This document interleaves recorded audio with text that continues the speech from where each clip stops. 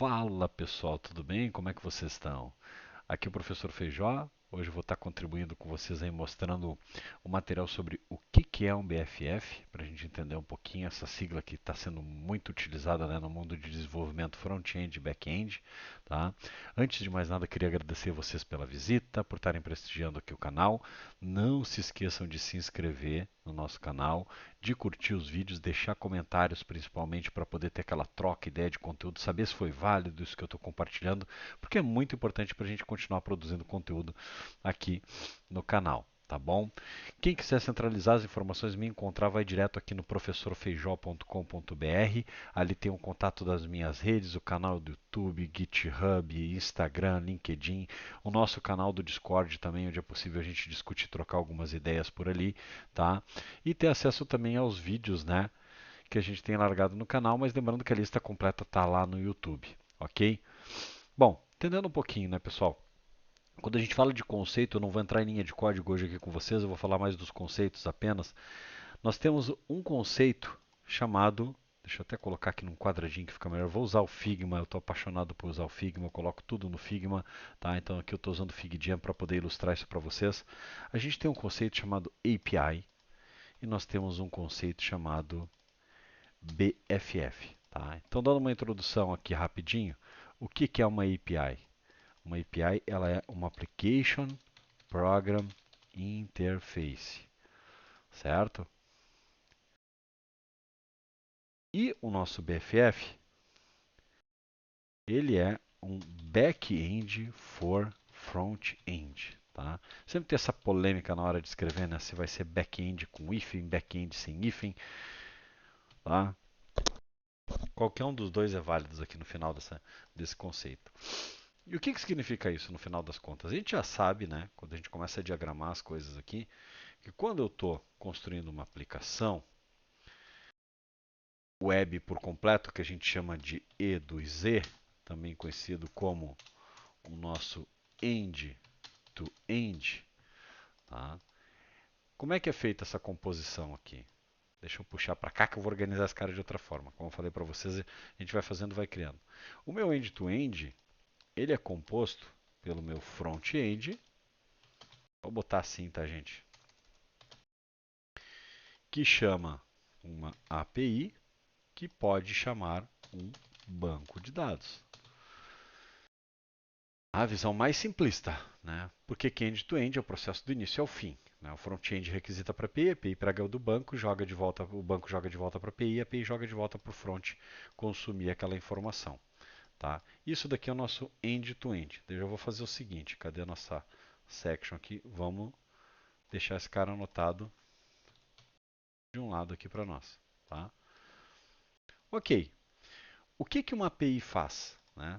Uma API, ela, se a gente estender aqui o nosso conceito, dar um zoom aqui no nosso conceito de API, essa API ela pode fazer uma série de coisas relacionadas à transformação de dados. É o nosso back-end no final das contas.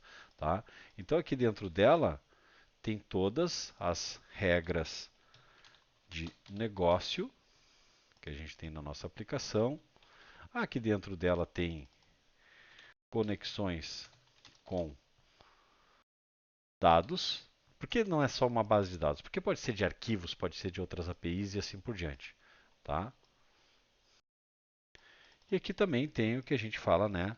Os dados sigilosos, de certa forma, um cálculo, alguma coisa que eu tenho de regra de negócio, também ficam do lado da nossa API, da nossa API. Tá? O que é o back-end for front-end? Antes de mais nada, o que a API entrega? No final das contas, nessa primeira visão que eu estou mostrando para vocês aqui, a API ela recebe as informações de um banco ou de uma conexão com dados e ela joga para cima para o front-end aquilo que ela recebeu. Tá? Ela pode fazer algum tratamento, pode fazer algum trabalho específico, mas é muito comum a API entregar dados a mais do que o front-end precisa. Então imaginem comigo aqui o seguinte, né? Essa API aqui, ela poderia estar entregando para o meu front um JSON, tá? Deixa eu ver se eu acho aqui dentro do nosso cara aqui rapidinho code. Se eu não achar code block aqui, ó, tá? Então, aqui dentro desse código, eu vou ter um JSON aqui, eu vou dar um zoom aqui com vocês, tá? a resposta dessa API, ela poderia estar trazendo aqui para nós um nome, Cícero,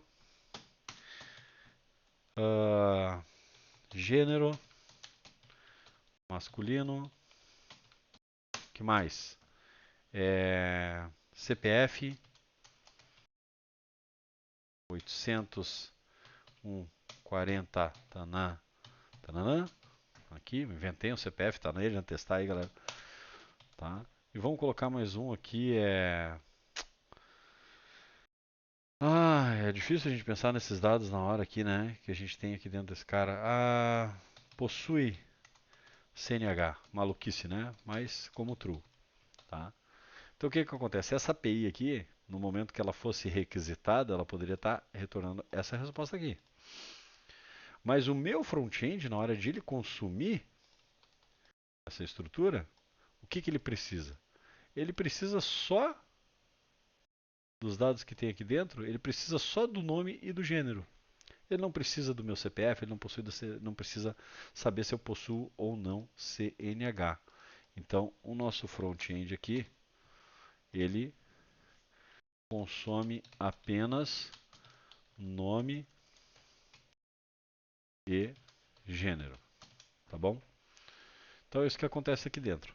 Pô, Cícero, funciona? Funciona. É muito comum, é a metodologia que a gente tem. Tá? Agora imaginem que o meu front-end ele precisasse pegar, primeiro detalhe, né? A API está entregando mais dados do que o meu front-end precisa. É um ponto. O segundo cenário, imaginem que se a gente tivesse essa mesma aplicação aqui, mas o meu front-end na hora que tivesse que chamar a API, vamos copiar essa caixa daqui para cá, vou jogá-la aqui para baixo, tá? O meu front-end ele tivesse que fazer chamadas para diversas APIs. Então meu front-end vai estar aqui no meio, ele vai chamar uma API de dados do cliente, ele vai ter uma outra API que ele vai chamar de pedidos, tá? Diversas APIs aqui. E todas essas APIs, eu vou deixar sem banco de dados aquela ali, depois digamos que ela poderia estar vindo de outro lugar, tá? Vamos colocar que é de outro banco de dados, fica melhor de a gente exemplificar, certo? Deixa eu só puxar aqui a nossa more shapes aqui, vamos puxar esse cara para cá, banco de dados aqui. Cícero, tu exagera nesses desenhos, gente. Isso daqui depois eu deixo para vocês, vocês vão ver que isso daqui é uma delícia de entender, ainda mais acompanhando pelo vídeo aqui, tá? Aí, tá? Porque os pedidos vêm de outro banco de dados, vamos imaginar assim, certo? E essa outra API aqui que a gente tem, vamos pedir aqui, a gente está pegando dados do cliente, a gente está pegando aqui uma API que me entrega informações das redes sociais. Tá? E daí essa que faz informações das redes sociais, tudo isso para construir meu front. Meu front, ele, determinada tela, operação, ele vai, né, montar, bater na API que entrega esses dados aqui.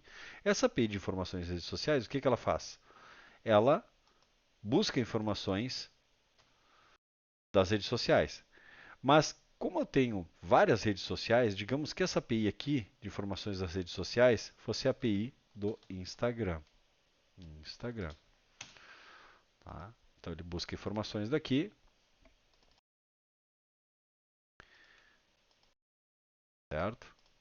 Vamos colocar mais uma? Bom, o meu site também, minha aplicação também consome dados lá do Facebook. Então, o Facebook é outra API, é outro contexto, né? Então tem a API do Facebook.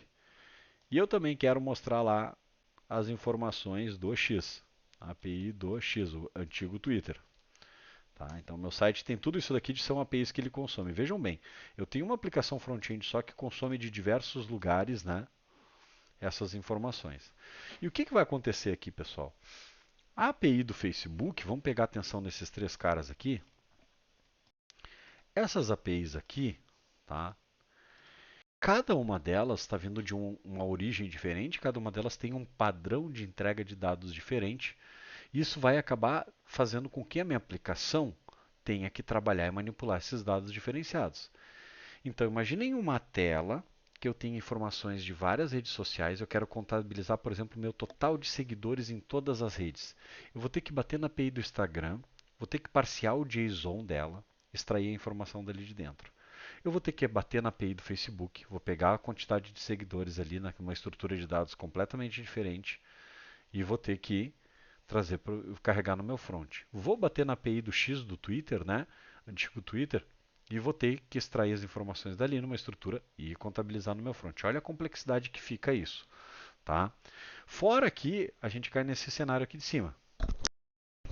Se vocês pegarem, por exemplo, a API do GitHub, o payload dela, quando eu bato num repositório, ele me entrega um monte de informação. Então imaginem que eu quisesse montar uma telinha só com o meu nome de usuário e o meu avatar. Eu vou bater lá naquela API, ela vai me entregar um JSON gigante e eu vou extrair a informação ali de dentro. O problema está que esse JSON é tráfego de dados. É um dado que está indo, né, que está sendo requisitado, mas é um dado que está voltando. O meu front-end precisa esperar esse dado ficar pronto para poder colocar na tela uma ou duas informações daquele calhamaço de dados que vem ali dentro. Tá? Então, qual é que é o conceito que a gente aplica no final das contas? Primeiro, né, quando eu utilizo nesse modelo aqui, eu estou tendo uma sistemática aqui em cima, tá? Aqui eu vou botar como caixinha de texto, e daí a gente alinha o texto para cá,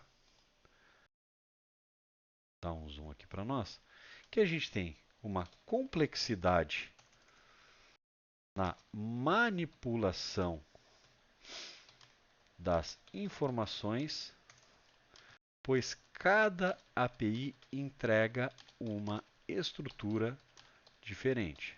Nesse modelo que a gente está vendo aqui, certo? Olha lá, tá? O segundo cenário que a gente tem aqui dentro, não temos controle sobre a quantidade de dados que estão sendo carregados. E isso pesa, né? Cada byte conta em cima do que a gente tem. Não temos controle sobre mudanças na estrutura destes dados.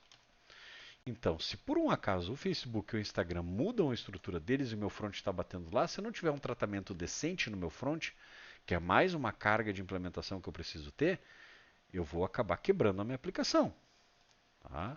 Mas esse modelo aqui, gente, é muito comum de ter no mercado.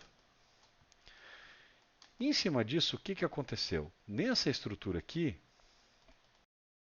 vou tirar o end-to-end aqui, modelo de consumo de múltiplas APIs. Tá? Imagine que eu tivesse alguma coisa aqui no meio para abstrair esse cara para nós. Que entraria daí o nosso modelo com BFF. Então o que, que acontece? Essas camadas que eu tenho aqui, do X, do Facebook e do Instagram, tá? Elas passariam a não vir diretamente para o front-end, ou seja, o front-end não iria requisitá-las. E sim, elas seriam entregues e pedidas, de certa forma, por um BFF. Aqui, um BFF. Por que BFF? Back-end for front-end, ou seja, é um back-end que é específico para este front-end. E por que, que ele é específico? Porque ele é específico mesmo. Ele vai entregar só o que o meu front precisa, do jeito mais flexível possível para o meu front carregar essas informações mais rapidamente e conseguir lidar com elas também mais rapidamente na hora de poder fazer a carga e manipulação desses dados, sem levar complexidade para o front-end. Então, esse cara aqui, ele é chamado pelo meu front. Tá? Deixa eu trocar aqui, que deu guru com as setas aqui. Aí. Certo? Então, deixa eu puxar um pouquinho para cá.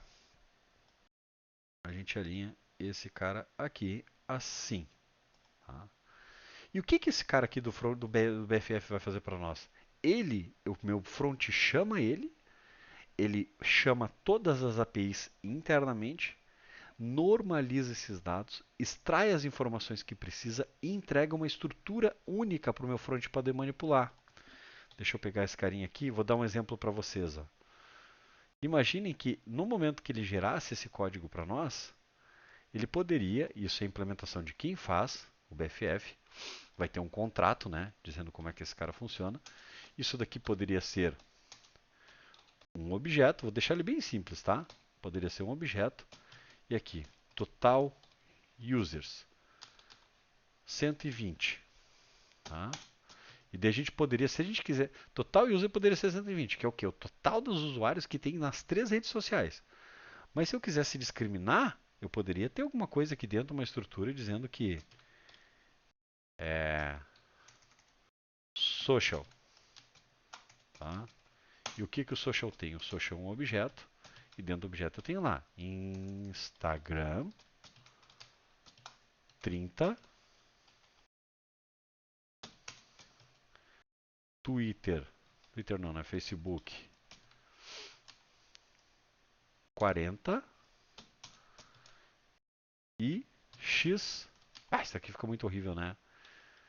Parece que é um atributo, né, só de uma letra, fica muito estranho. 30 mais 40 dá 70, 50 seguidores.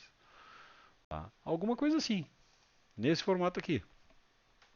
Normalizado. Aqui dentro, cada uma delas tem um formato diferente, mas o meu BFF vai ser responsável por tratar. E o meu front, gente, sempre recebe esses dados na mesma estrutura. Então, aquilo que eu falei para você, se a API do Facebook mudar a estrutura de dados dela, vai quebrar onde? No meu BFF. Em um lugar vai ter impacto. Tá? Mas o meu BFF vai ter a habilidade de tratar e jogar para o front uma instrução que o meu front consiga manipular, um pouco mais leve do que percorrer todo um JSON, receber um erro 500 ou alguma coisa assim. O meu BFF ele não entrega o erro 500, a não ser que ele quebre. Tá? Mas ele sempre entrega uma informação coesa para o meu front. E se a API do Facebook mudar, eu vou mudar no BFF, mas isso continua transparente para o front, porque o payload de resposta continua sendo esse daqui.